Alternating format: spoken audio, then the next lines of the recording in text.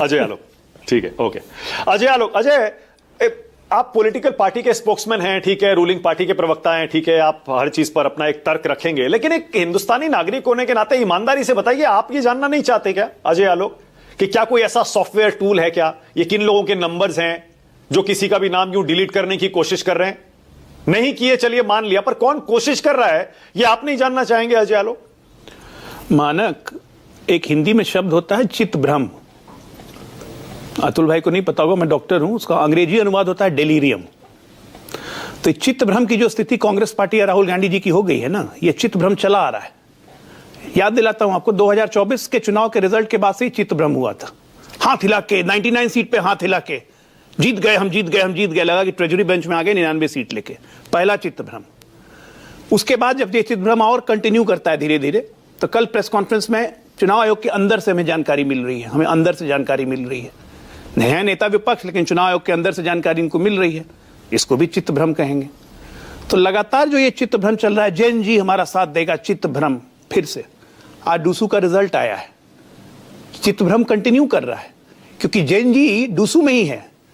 DUSU represent करता है एक नेशनल फीलिंग, क्योंकि पूरे देश भर के स्टूडेंट्स यहाँ आके लड़ते हैं, रहते हैं, पढ़ते हैं दिल्ली यूनिवर्सिटी में।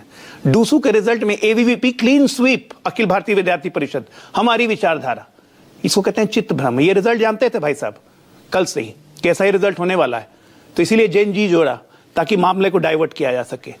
ये लगातार चित्त भ्रम डेलीरियम का शिकार है। आप सोचिए 2023 में कर्नाटका के इलेक्शन हुए, 2 साल से क्या भांग खा के सोए हुए थे कि नींद आज खुली? 23 का इलेक्शन है, एफआईआर 23 में हुई, सीआईडी को रिपोर्ट चली गई, चुनाव आयोग ने क्लियरली कहा कि सीआईडी को हमने हैंडओवर कर दिया, सारे एविडेंसेस, सारे चीज, सरकार इनकी, सीआईडी इनकी रिपोर्ट कर रही है राहुल गांधी को 25 में सीआईडी। ये सरकार चलाने का तरीका है, इसी को कहते हैं चित्त भ्रम।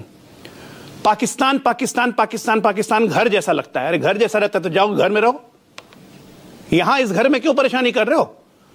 शाहिद अफरीदी से लेके पाकिस्तान सरकार हर कोई राहुल गांधी के कसीदे पढ़ रही है। ये टूल किट है, ये टूल किट है मानक, ये इंटेंशनल टूल किट है कि देश में अराजकता फैलाओ। वन सेकंड, अच्छा एक वन सेकंड, जब मैं रिपीट कर रहा हूं अपना सवाल, देखिए मैं जानना चाहता हूं, और इस पैनल में मुझे नहीं लगता कोई भी ऐसा आदमी होगा जो ये कहेगा मैं नहीं जानना चाहता, ये किन लोगों के नंबर हैं जो किसी और का नाम वोटर लिस्ट से डिलीट करने की कोशिश कर रहे थे। मैंने कहा ना, मैंने मान लिया, चुनाव आयोग का पक्ष में मान लेता हूं कि ऐसे नाम डिलीट नहीं होता, मान लिया मैंने, चलिए, पर ये कोशिश कौन कर रहा है?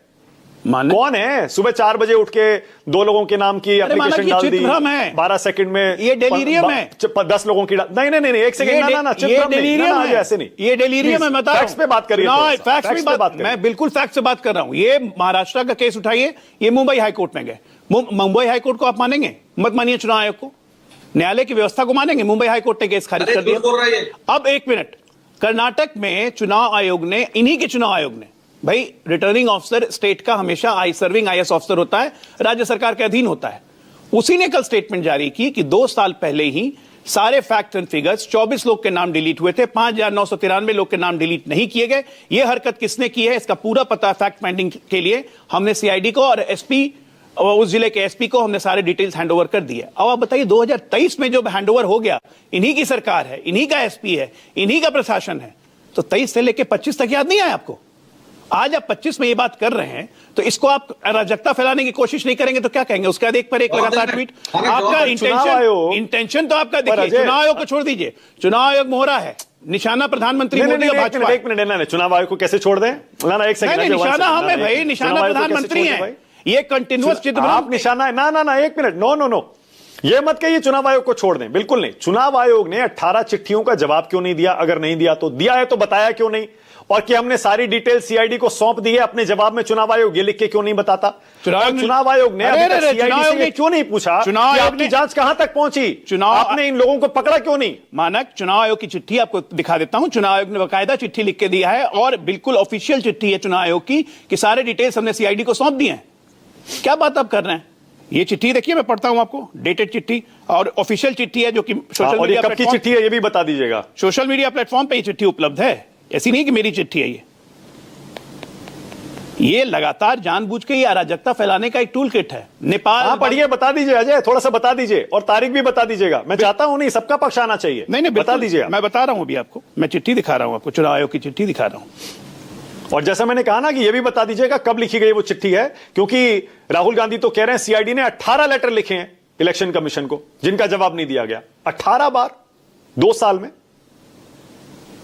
राहुल गांधी को पहले ये बताइए कि कर्नाटका की सीआईडी रिपोर्ट। अच्छा अजय, आप चिट्ठी ढूंढ लीजिए, मैं ढूंढ इतने लेता बाकी मेहमानों से बात कर लेते हैं। क्या आप टाइम चाहते हैं थोड़ा? मानक मैं 2 बातें और कहना चाहता हूं मानक। नहीं मानक एक और क्रिस्टेट, मैं चिट्ठी पढ़ के बताता हूं।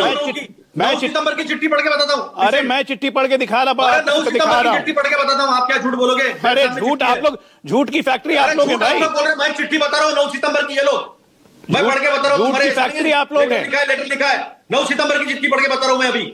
सुनो